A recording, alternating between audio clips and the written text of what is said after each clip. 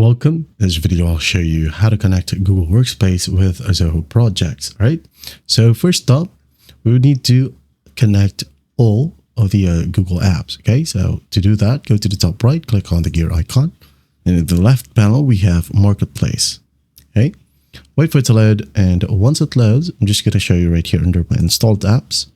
I have already connected Google Drive right here. So to do the same, you have all apps. Now click on the search bar at the top right and just select Google or type it down. Hit on enter. And then here we have Google Drive, Google Calendar, and G apps here as well. So let's say, for example, I'm going to go and select Google Calendar. Okay, as I have already connected Google Drive right here. So here are the perks or features.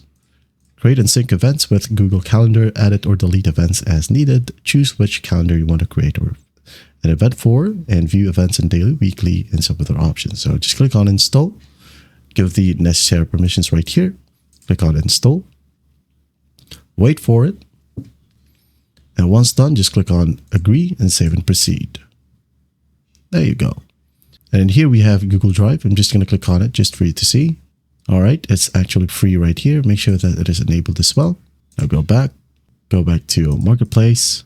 I'm just going to go ahead and type down Google Drive, and here are the features. Okay, you can now use all our attachment picker to access files, access your Google Drive and Google Team Drive accounts from anywhere with Zoho Projects, manage files, attach files.